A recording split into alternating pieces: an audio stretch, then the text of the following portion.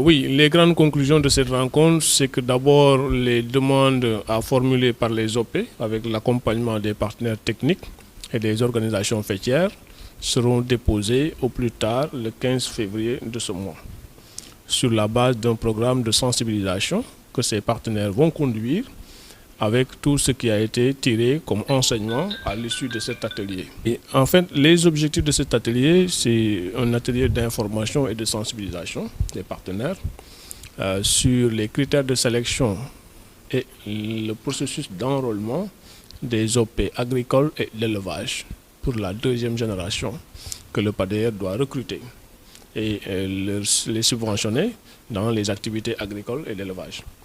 Alors en 2020, on avait recruté une première cohorte dans un contexte assez difficile puisque c'était au mois de juin. On sortait d'une période de presque 3-4 mois de confinement.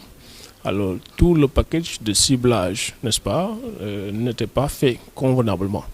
Ce qui a fait qu'on a pu enrôler avec un certain nombre de manquements dans l'éligibilité même de ces OP à la subvention.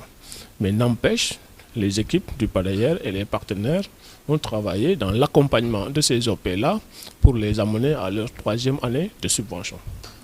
Maintenant, cette année, il fallait capitaliser sur cette expérience-là, voir ce qui a réussi et ce qui n'a pas réussi, essayer d'améliorer. Et c'est tout le sens de cette rencontre-là. Il nous a fallu donc revoir le contenu des fiches, revisiter les critères de ciblage, surtout l'autociblage des bénéficiaires, pour nous accorder maintenant avec les partenaires sur une stratégie, un contenu d'un programme de sensibilisation qui va nous amener à faire remonter les demandes et vérifier l'éligibilité des OP afin de pouvoir statuer sur leur enrôlement définitif. Bon, comme d'habitude, le nombre de bénéficiaires pour l'instant, on ne peut pas le dire. Le portefeuille, il est ouvert. Il est ouvert en termes d'OP. On a retenu 20 OP de deuxième génération sur l'agriculture et 20 OP de deuxième génération sur l'élevage. Mais à l'intérieur de chaque OP, le nombre de bénéficiaires peut varier. Donc, on n'est pas fixé sur quelque part un nombre X, mais nous sommes beaucoup, en tout cas très regardants sur l'éligibilité des bénéficiaires dans ces différentes OP-là. D'abord, au niveau d'organisation des OP, la formalisation des OP, une gouvernance démocratique au sein des OP. Oui, entre autres, il y en a beaucoup. Alors, mais au-delà des critères d'éligibilité des OP, il y a les critères de sélection des bénéficiaires. À l'intérieur du ménage, il faut qu'on vérifie si effectivement ce ménage-là a les prérequis déjà pour pouvoir travailler dans une filière ou dans une autre. Il ne sert à rien de subventionner un ménage sur l'élevage alors qu'il n'a jamais fait l'élevage. Donc il y a des critères d'éligibilité que nous vérifions. Maintenant, tout ce qui concernera maintenant l'accompagnement du ménage bénéficiaire va nous permettre de statuer sur l'éligibilité de l'OP en tant que tel. Une question importante est sortie. Est-ce que si le ménage n'est pas éligible, alors que l'OP répond aux critères, on peut choisir l'OP? Non. Il faut que non seulement que l'OP puisse répondre aux critères d'éligibilité, il faut que les ménages aussi puissent être sélectionnés selon ces mêmes critères d'éligibilité.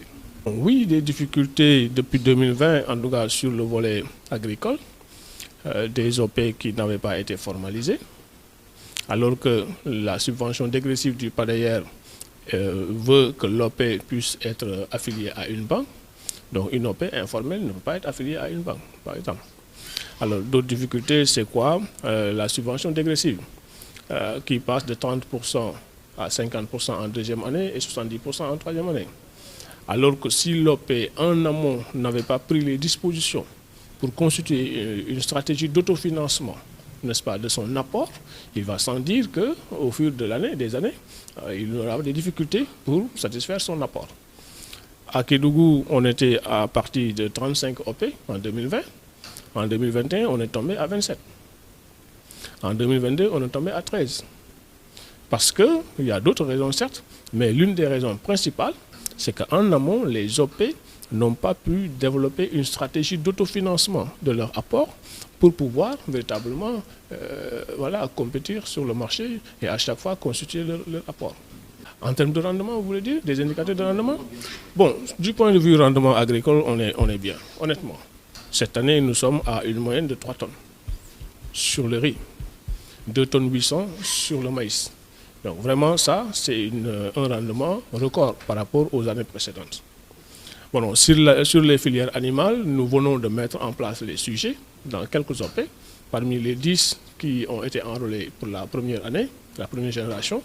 Donc il y en a 2 qui ont acquis des sujets. Donc le processus d'exploitation, de valorisation se poursuit.